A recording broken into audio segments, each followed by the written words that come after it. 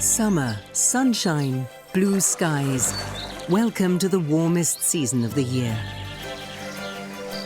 It's not much of a holiday for nature, though. On the contrary, everything roars into top gear. Parents have to get their offspring ready for an independent life. Insects multiply en masse, swarming over fields and forests in their millions. And plants go all out to get their seeds and fruits ripe. But summer isn't all just sweetness and light. The unbridled forces of nature are also unleashed. In the long days of summer.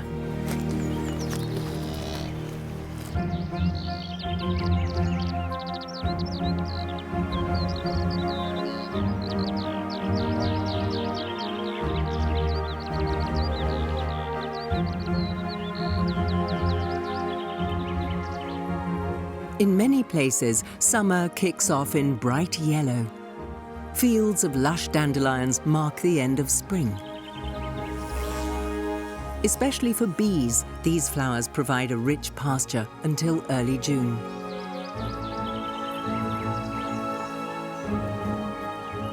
These robust wild herbs are a food source for cattle too.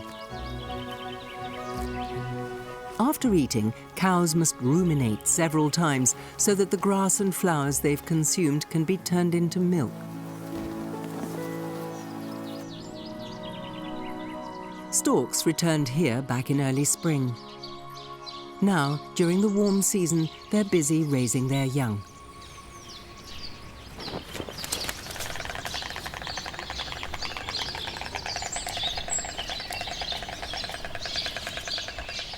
They actually seek out living space close to human beings. Perched on rooftops, they're safe from most of their enemies. And it's much easier for them to find food in freshly mown meadows than in high wild grass.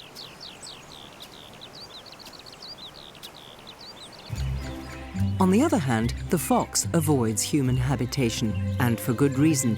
Foxes are hunted everywhere. Fox pups remain in their hidden den during their first few weeks. Mother and father take it in turns to bring them food. At the start of summer, the fox pups are big enough for their first outings. They have to explore their surroundings and learn where and how to find food.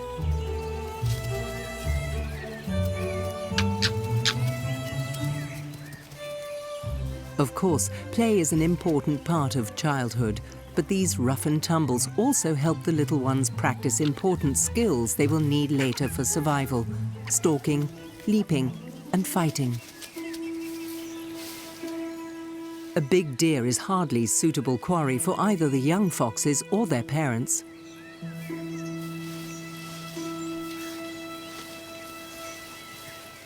A fawn is more likely to be in danger, but it's not easy to spot. It can hide itself very effectively in the high grass.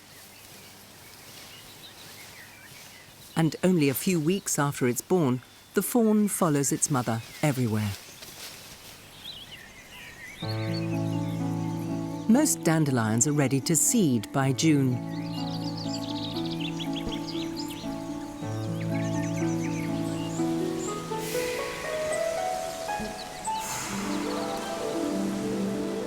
The slightest breeze is enough to carry their seeds far and wide. Hopefully somewhere where they'll land on fertile soil so that the next generation of dandelions can grow.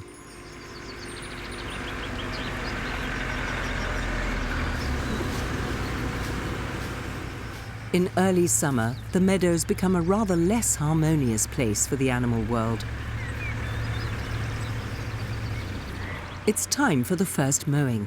The mown grass provides rich, fresh fodder for barn-held livestock.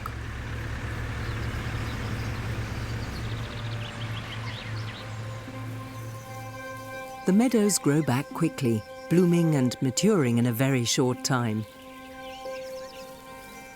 But insects also spread rapidly, especially aphids. Winged and wingless. Also known as plant lice, an aphid can bear several nymphs a day. Plant juice is what they live off. However, aphids only need part of the nutrients, and once digested, there's plenty of sugar and water left over.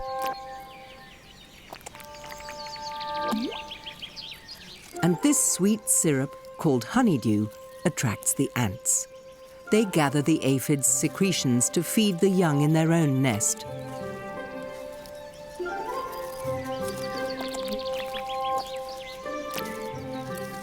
In return, they protect the aphids from predators. But the ants aren't always there in time to guard their charges. Once the ladybirds show up, the aphids are in for a rough time. Each pretty little beetle can consume up to 50 of the pests a day.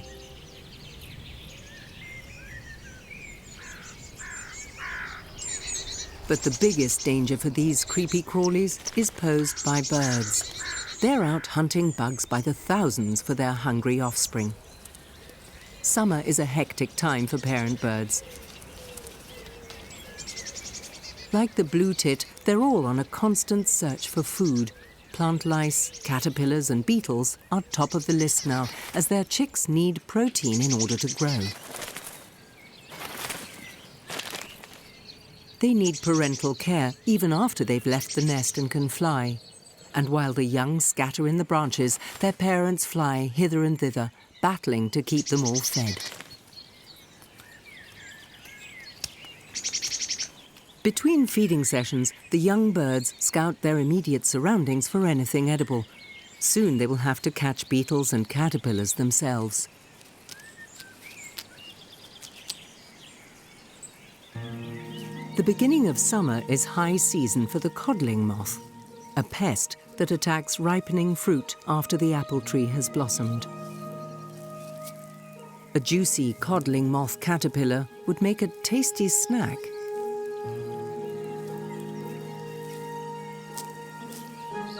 But the young blue tit lacks experience.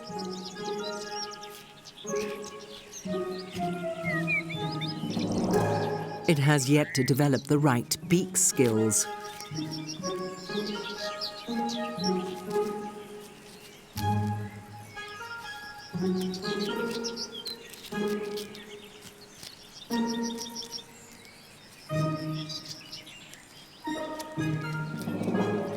It won't be able to survive like that on its own, but Mum and Dad are still around to help out.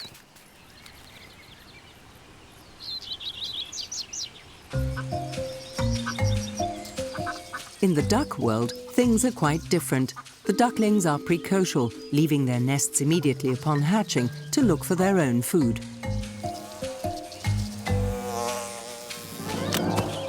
Catching flies mid-air is apparently an inborn talent for ducks.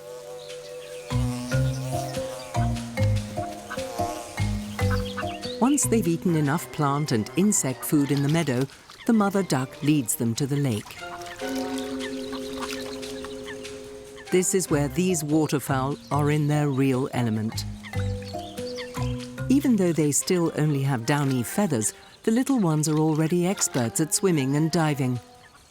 They eat plants, larvae, worms, and all kinds of water creatures. The lake offers them an abundant choice.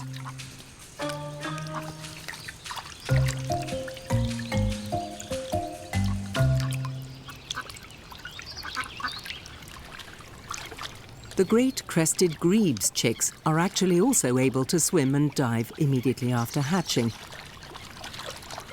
But during the first 3 weeks, they prefer to travel on their parents' backs.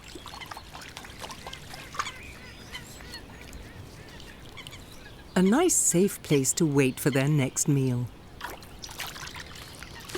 No sooner is the fish caught than the parental houseboat hurries to its mate carrying the hungry passenger. It seems nothing is more important than feeding their chick.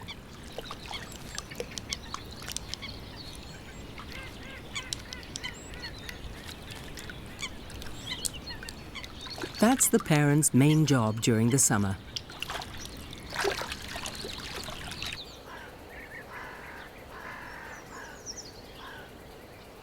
In June, the days are filled with 15 hours of energy-laden sunshine. The plants take full advantage of it and grow for all they're worth.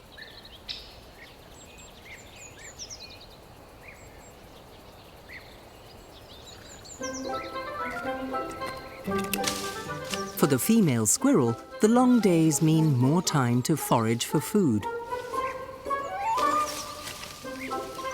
Her young have already grown quite big and will soon be following her on her expeditions through the branches.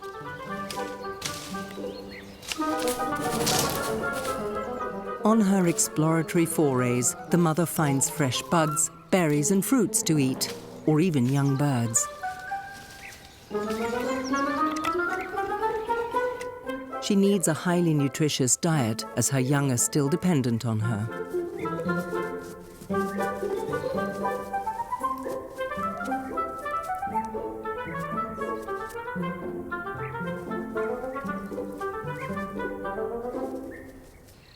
On the ground, sweet, wild strawberries are ripening. They're a popular treat for the forest animals. The plants like the semi-shady spots under the trees and bear their juicy fruits all summer long. This berry is actually a nut, or more accurately, an aggregate fruit. The little nuts on the outside are hard and are excreted by the animals that eat them, spreading them right across the forest. Ants like sweet things too. Not only aphid honeydew, but also the flesh of the wild strawberry, so they also help to distribute its seeds.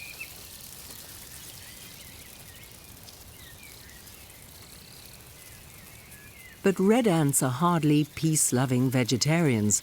To rear their larvae, they also need protein. That means caterpillars, beetles, and other insects have to watch out. This dung beetle hasn't a chance against the army of ants. Their onslaught with powerful jaws and acid sprays simply overwhelms it. Soon, it will be just another food source for the brood of this multi-million-sized ant colony.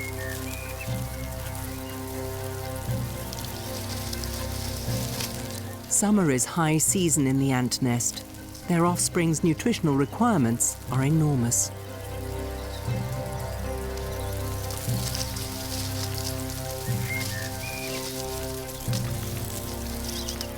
A single colony collects some 30 kilograms of insects and 200 litres of honeydew from the surrounding area every year.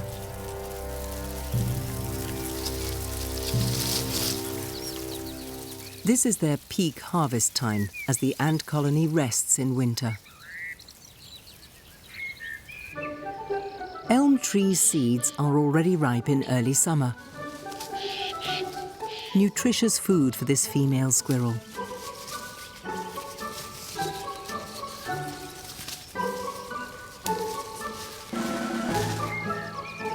She only has one offspring and must now introduce it to the world, demonstrating how best to survive in it. The little one is almost fully grown and will soon be fending for itself. It has already learned the essential acrobatics needed for foraging and has a physique that is perfectly suited to the job. Light, quick, and extremely agile, it can reach tasty seeds on even the outermost twigs and branches. Hardly surprising that squirrels live much of their lives in the treetops.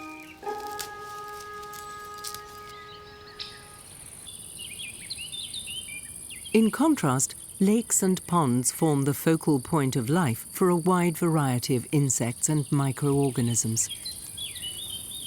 Dragonflies, for example, need calm waters to breed. Here, they produce one generation after another.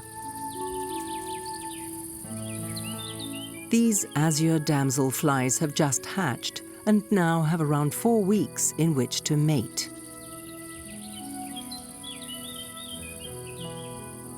The process begins by the male grabbing the female by the neck. She then bends her abdomen downwards and forwards and picks up the sperm packet at the front of the male's abdomen.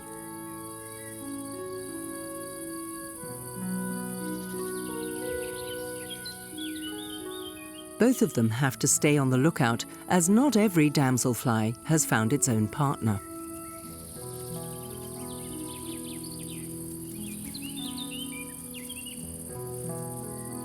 And the so-called love wheel often has would-be intruders trying to break it up.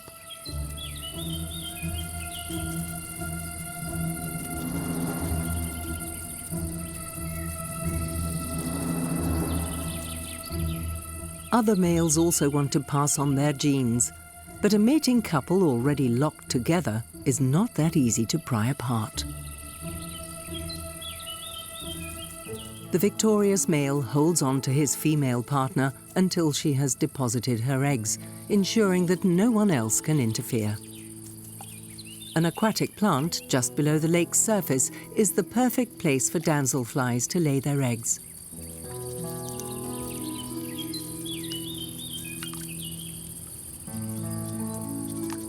At the end of its abdomen, the female has an ovipositor, a spiky shaft with which she stabs the plant stems and pushes the eggs into them.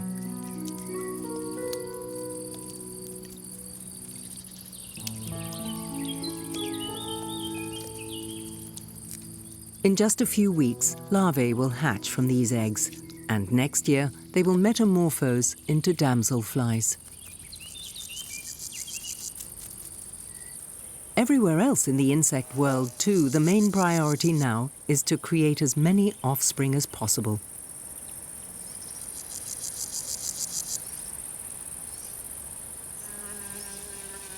The meadows are positively teeming with mating insects.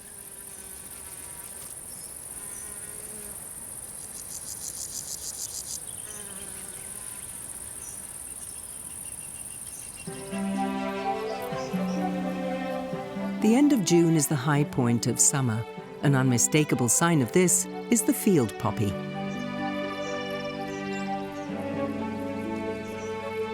It's one of the most proliferous producers of pollen and a magnet for insects of all kinds. Next to bees, hoverflies are the most important pollinators.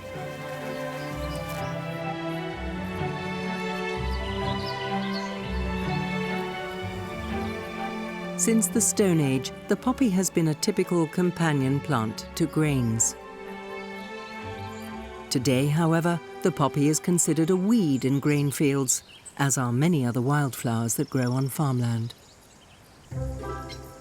Most animals make full use of the long summer days.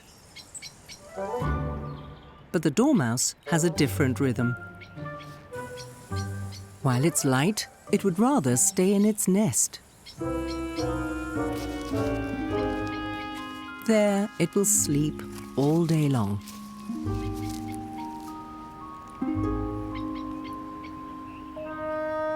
For 8 months, from October till May, it hibernates.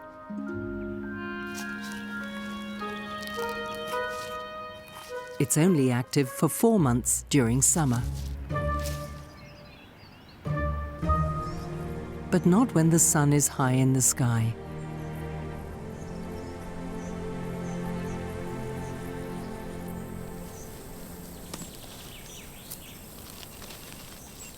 On the other hand, hares are out and about all year long.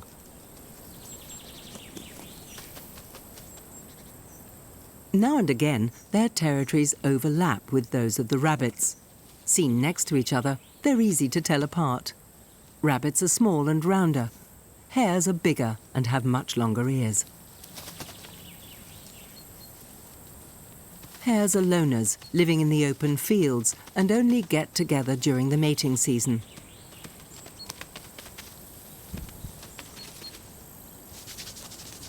Rabbits, on the other hand, are sociable animals, forming what can become very large colonies and building huge burrows. Both species generally only venture forth to forage for food at twilight, and especially in summer, will spend all night munching away.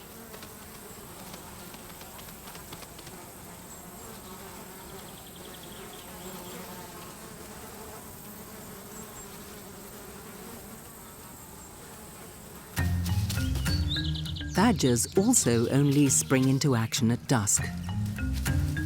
The almost fully grown young are exploring their world.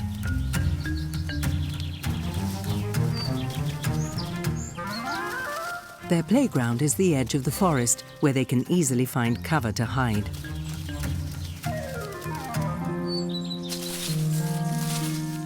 The mother badger, meanwhile, does housekeeping.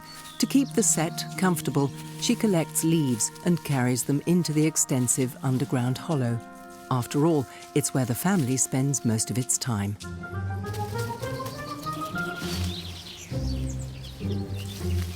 Hardly any animal lives a more concealed life than the badger.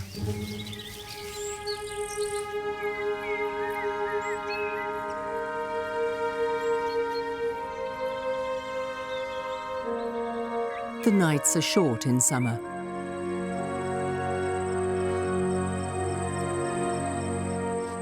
For nocturnal animals, this means there's not much time for foraging. The dormouse spends these brief hours hunting among the branches for insects, fruits, and nuts.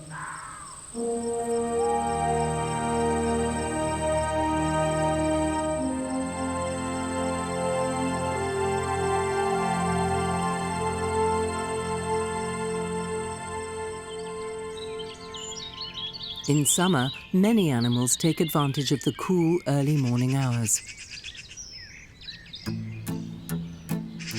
The magpie already starts hunting for food before dawn. And it gets lucky.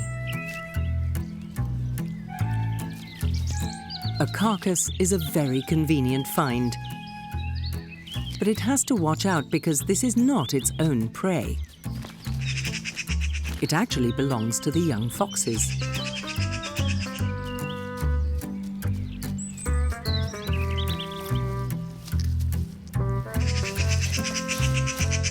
They aren't really hungry anymore, but don't want just to give up the catch that their parents brought them. So they're keeping a sharp eye on the magpie.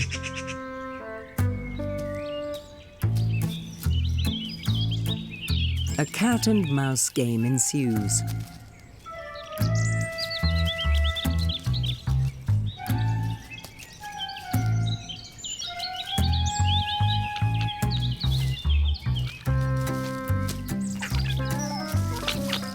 Until eventually, the little fox cubs lose interest, and the magpie can finally eat its fill. Stinging nettles are not generally very popular, but they are important forage plants for butterfly caterpillars. The caterpillars of the peacock butterfly are even exclusively dependent on the nettle plants.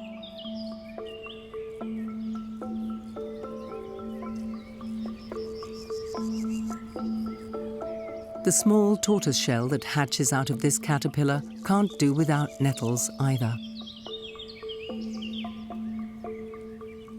Caterpillars are impervious to the stinging hairs of the plants and can devour them with virtually no competition. For about 4 weeks, they eat constantly. Then, the caterpillar attaches itself to a sheltered spot and pupates, well protected by the nettle from its predators. Now a butterfly gestates inside the pupa.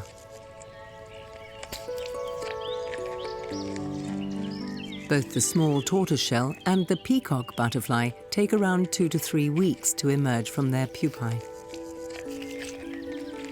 And it only takes about 10 minutes for them to free themselves from the sheath. Now the soft wings have to be pumped up. Only then is the butterfly ready to go looking in the fields for nectar and a mating partner.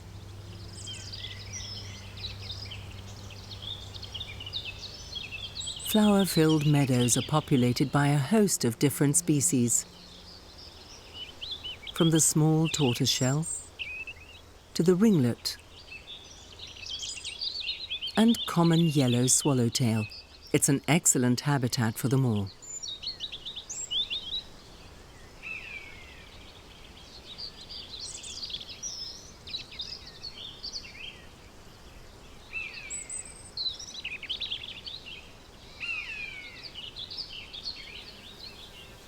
Summertime is high season for butterflies, and also, of course, for all kinds of insects, beetles and spiders.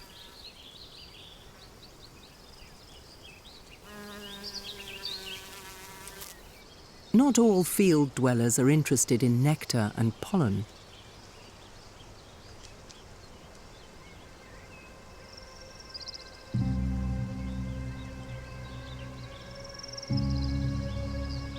A crab spider uses a daisy flower as its hunting ground. Its ingenious hunting method can be fatal for its prey.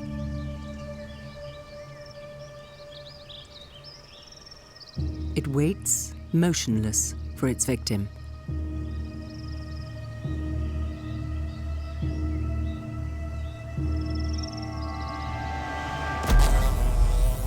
But it doesn't always succeed.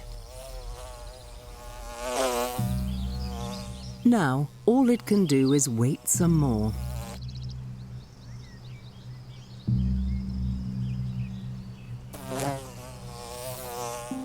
Failed attempts are part of its daily routine, so the crab spider retreats for a while.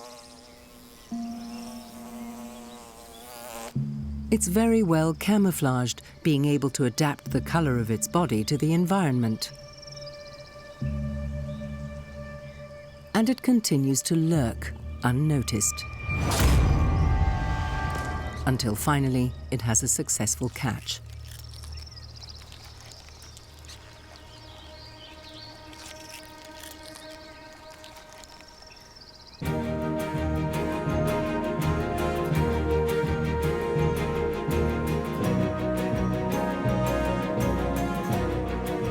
Blossoming is over for the fruit trees. Now it's time for the fruit.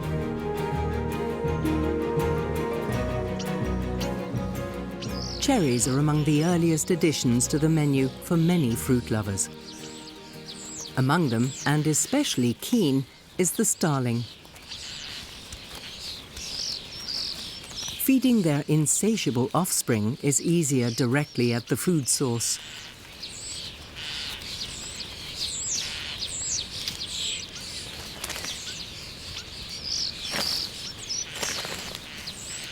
A flock of starlings with their young can decimate an entire cherry harvest in no time at all. But armed only with a beak, it isn't easy to divide a cherry into bite-sized pieces. And they can't be swallowed all in one go.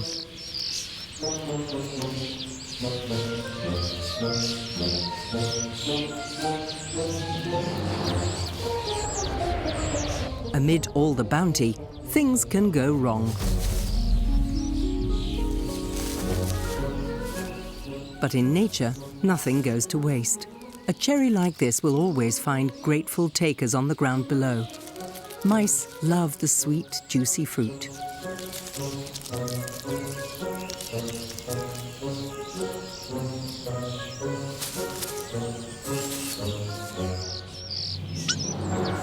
The starling has evidently had enough of its parental duties. It's time for the chicks to fend for themselves.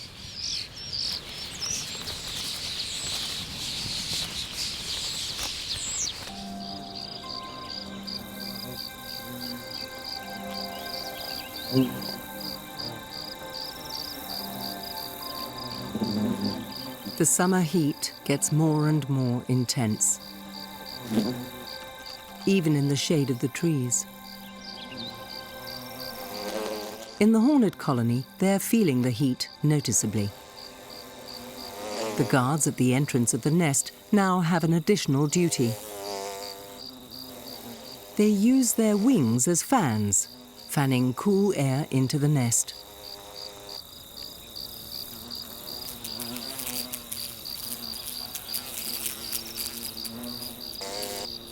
Flies don't belong to the hornet colony.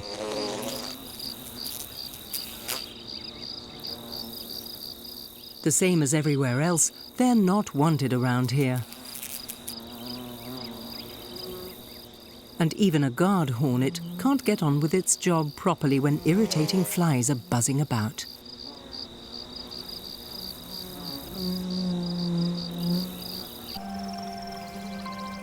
The hotter it gets, the more important the water resources become. Insects also have a greater need for water when temperatures soar.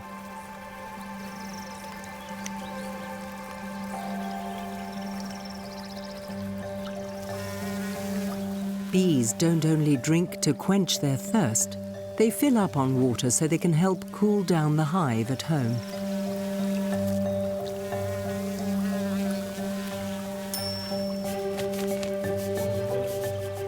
They're all thirsty now, even the sparrows. They know exactly where to find water, and when it gets very hot, they will often fly long distances for a cool drink.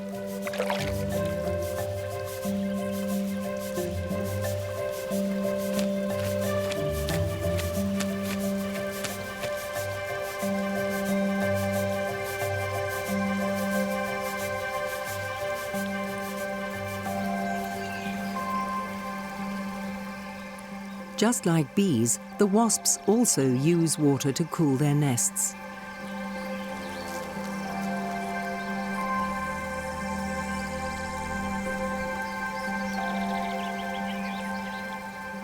They suck up as much water as their abdomen will hold.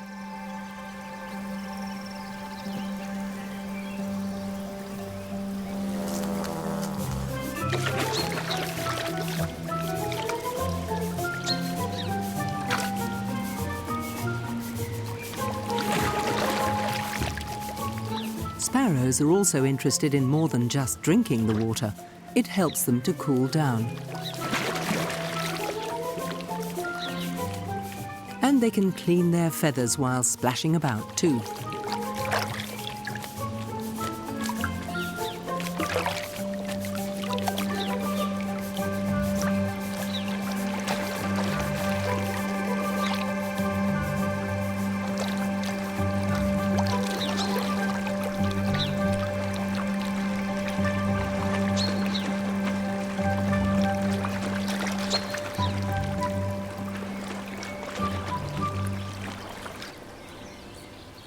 Sand baths are also a great favourite. Rubbing themselves in the sand gets rid of parasites and removes stubborn dirt.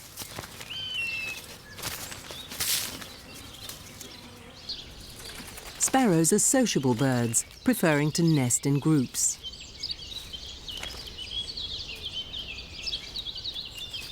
A stork's nest is an ideal location.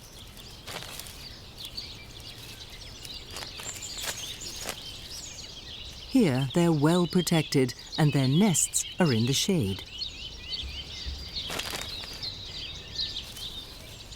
The perfect spot for a sparrow family.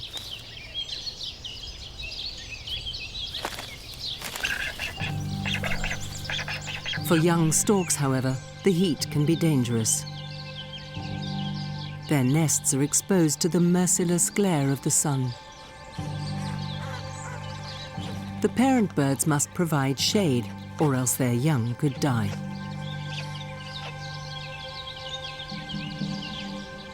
But shade alone isn't enough. The young storks are also thirsty. In the hot weather, the parent birds carry water back to the nest in their crops.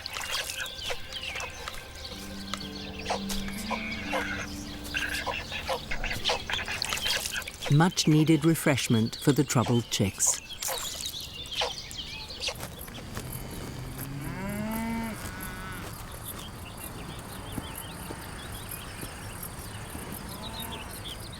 Almost all the animals are now suffering under the scorching sun. Even the cows retreat to the shade.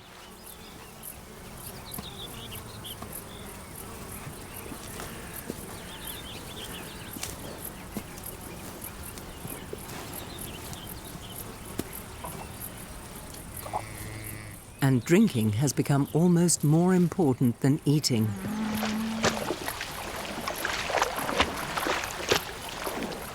A fully grown cow usually needs around 100 litres of water a day, but in the heat, it can be much more.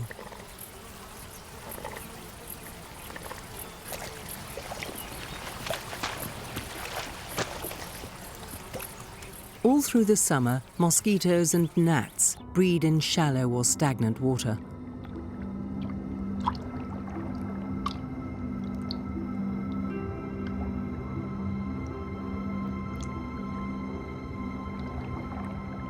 The larvae generally hang by their respiratory tubes from the water's surface and filter plant particles from the water with their mouthparts.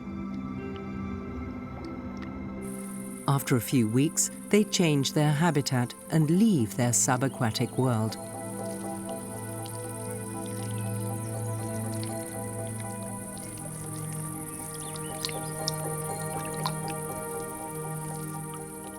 It takes around half an hour for the insect's body to free itself from the pupa.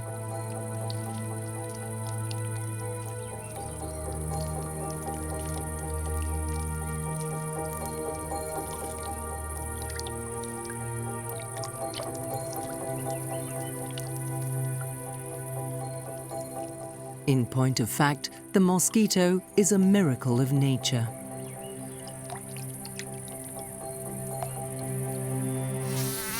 It's just a pity that they hatch in their millions and become a plague. But they're not the only ones. There's a myriad biting, stinging and blood-sucking insects swarming about in the air. Much to the delight of the swallows, who catch the insects in flight.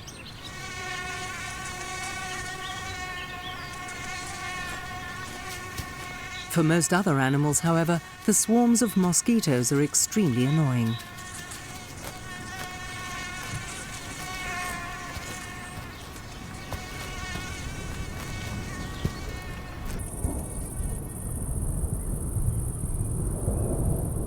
But when the clouds gather in the skies and the wind picks up, the mosquito plague is over.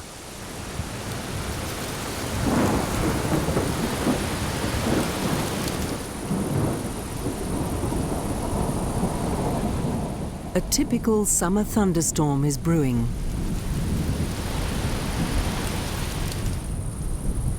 Charged up and electrified by the heat, the air discharges in pure energy.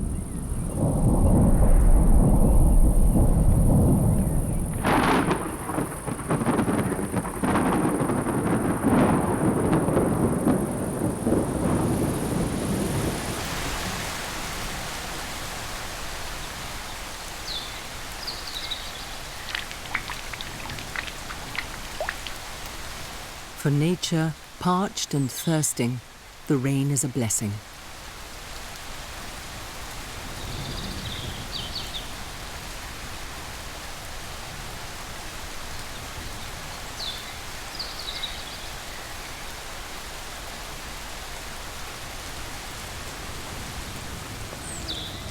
Animals also relish the cooling rain.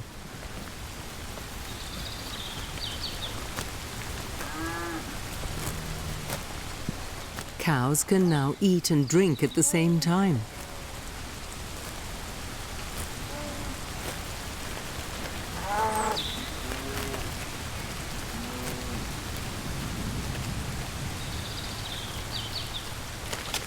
The earth in the meadows has softened up, and the storks are hunting for worms.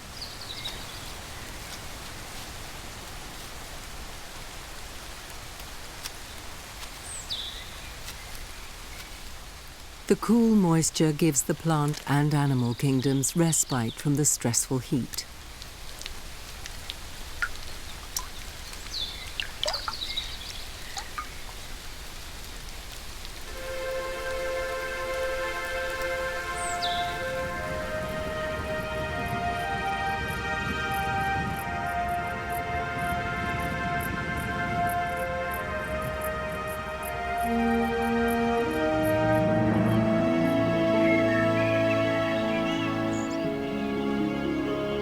In the forest, the trees gratefully absorb the rain. They also suffer in the heat, and in extreme cases can even begin to drop their leaves.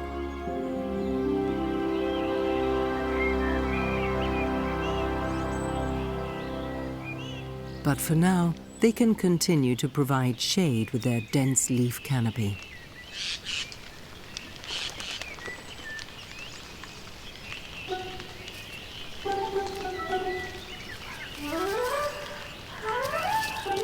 The young squirrels are learning to be independent.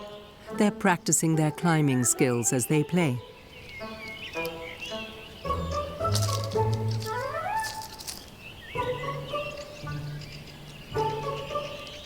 But they still have to deal with the serious business of life.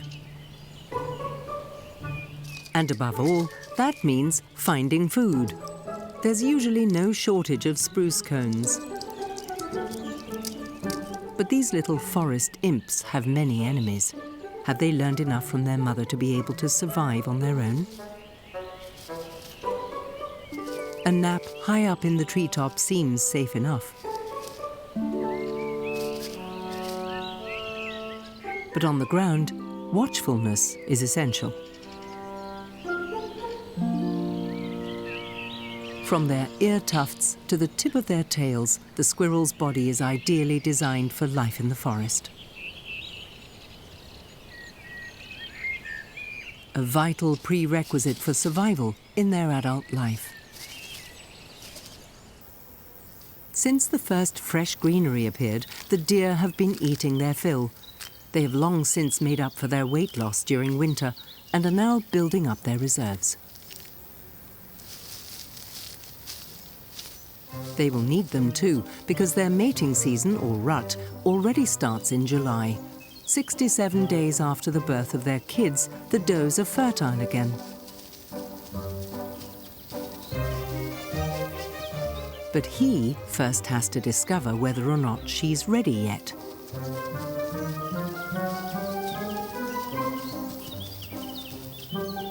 Evidently, her scent is attracting him, so he stays close to her. This so-called herding behavior can take hours or even days and uses up a lot of energy. There's not much time left for feeding.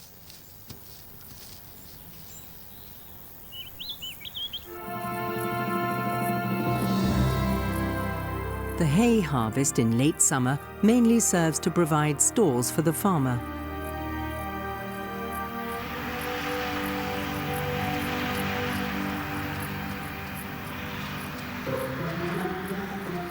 For storks, it means much easier hunting conditions. Storks are a protected species, but it's still not often that a tractor will give a stork right of way.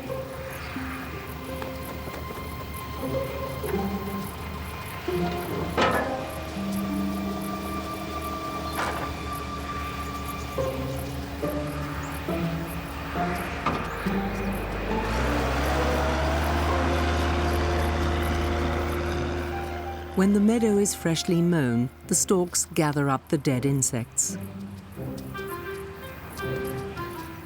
Earthworms are easier to find now, but the birds typically go for bigger morsels.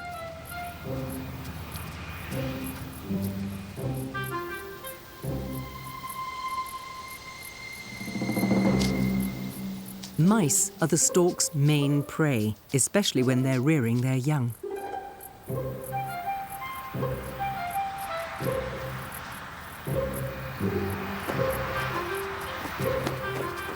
And hunting them behind a tractor is definitely easier than in the high grass.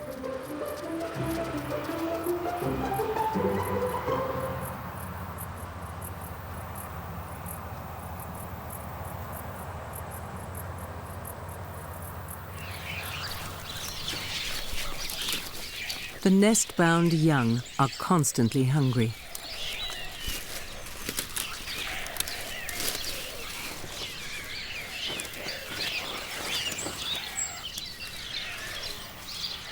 A stork needs around 15 mice a day to be fully fed, and the young are still growing.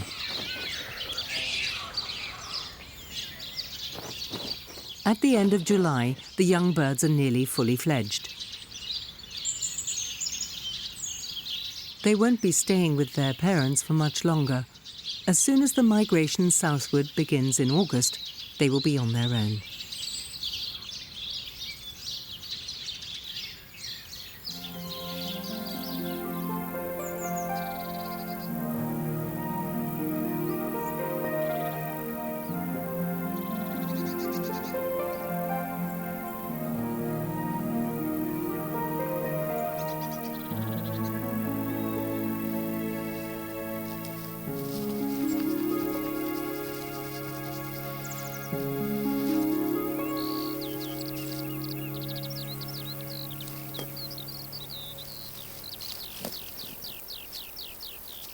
The deer couple is still together. He stays near her until she makes the first move.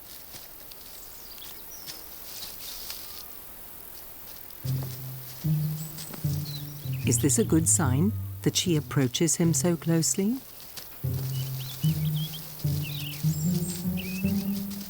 Yes, it is. The buck clearly interprets it as a call to action.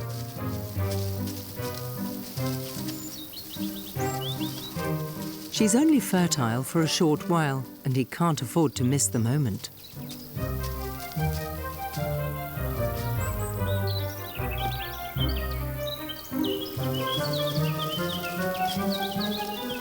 Finally, it's time.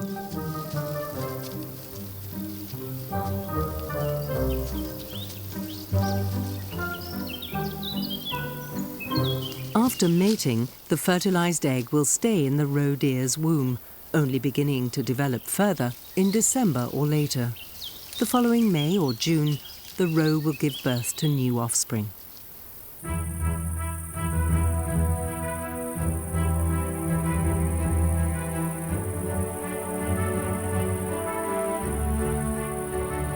The grain ripens quickly in the summer heat.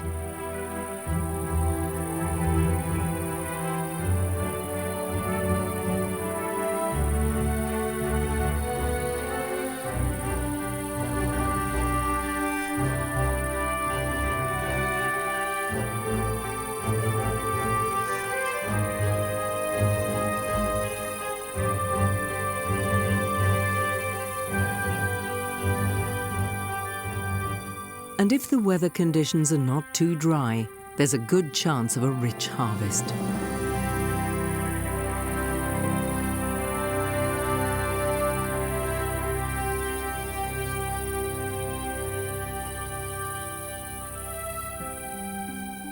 The end of summer is harvest time everywhere.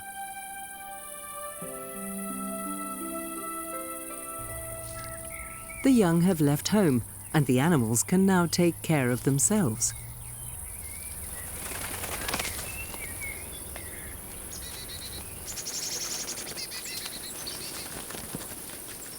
The ripe ears of wheat have a magical attraction for songbirds.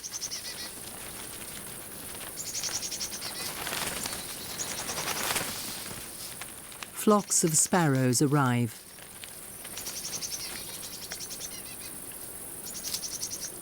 For them, the nutritious grains are a concentrated food source.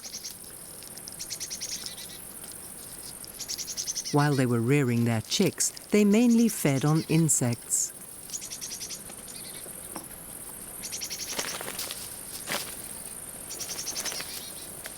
But the breeding season is over, and the last of their brood are now independent.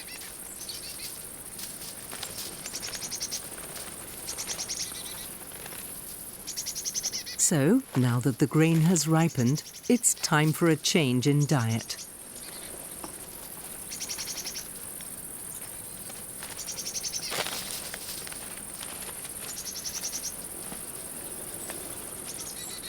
Soon, the glut will disappear.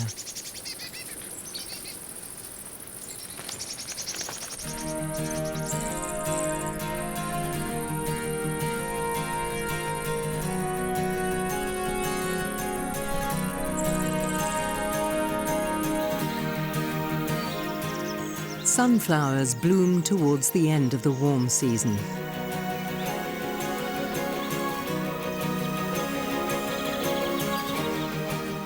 Their large flower heads are now one of the most important food sources for insects. For butterflies, bees, and bumblebees, sunflowers offer the last flower pastures of the summer.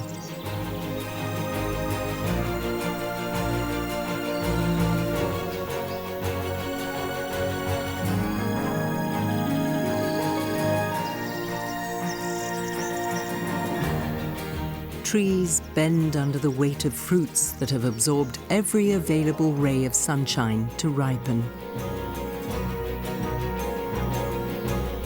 They herald the next stage in the eternal cycle of the seasons. Because now, summer is over.